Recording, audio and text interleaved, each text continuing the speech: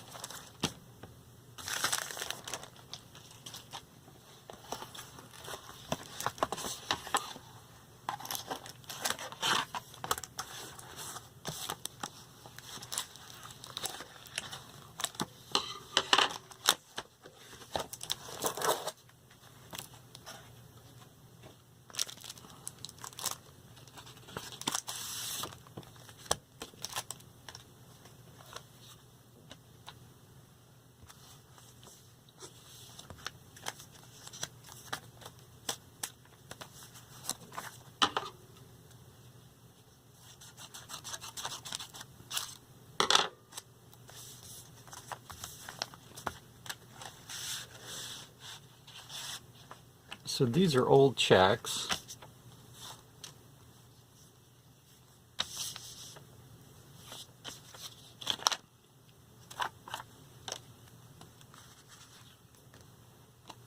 This is an unused one from approximately 1823, the Tradesman Bank from the city of New York. It was printed by Peter Maverick.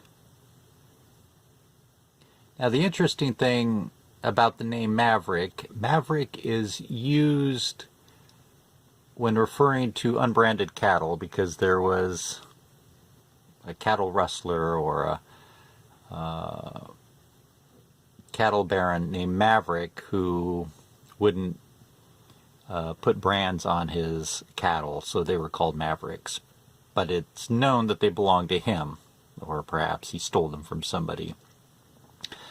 Tokens that are unknown are called Mavericks, and so that means that it's something that's unknown. This is a case where the person's name that engraved it actually was Maverick. Also, there was an engraver of book plates, normally with coats of arms on it, named Maverick. The engraver's name was Maverick, not this person most likely. Anyway, that's unused. It's about 200 years old, and that's beautiful. Here's one from the Becker Brewing and Malting Company from 1896, Ogden, Utah. Kind of interesting that you have a brewing company in Utah, which is a state dominated by abstaining Mormons. That was for $3 and endorsed by J. Lewis, who it was made out to.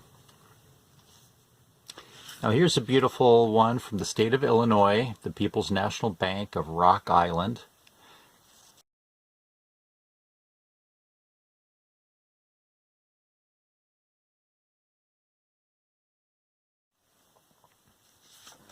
Unused checks like that aren't worth a whole lot, although people from those towns sometimes like them. It's probably from the 1960s or 70s.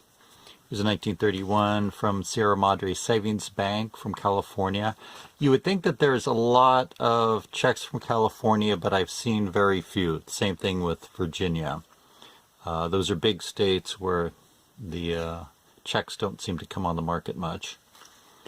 Here's some unused ones from South Dakota, Huron, Brookings.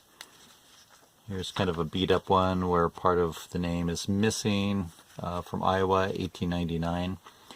This battleship, it's hard to see, but there's a battleship on that 2-cent revenue stamp.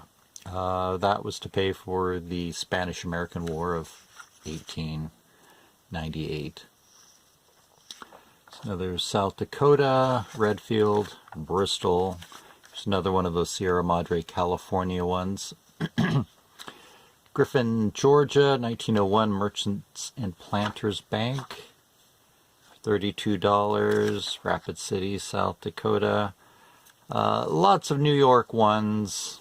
Many of them aren't all that interesting. 1881, the Third National Bank. of the city of New York. Here's another one from California, later one, World War II, so 1944, collector of internal revenue, so they were paying their taxes, from Pasadena, California. Here's a nice one, the banking house of Bishop and Company. This is from Honolulu in the Hawaiian Territory, 1917.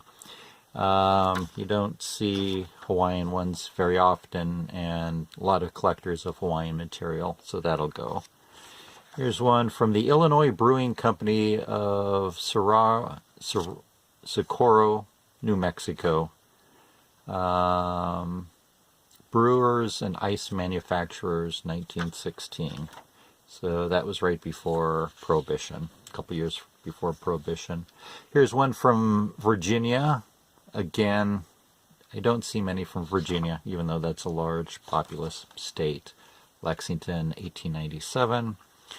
The Concord Banking Company of Concord, Georgia. These are very common. This is from the R.F. Strickland Company. The Farmers and Mechanics National Bank of Washington, D.C. Also sometimes I think of Georgetown in the District of Columbia. Those are very common. Here's an unused one from Alabama.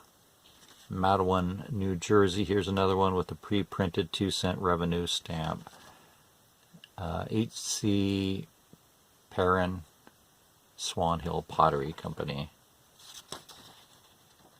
There's the endorsement on the back. Here's another Honolulu one, the Bank of Bishop and Company.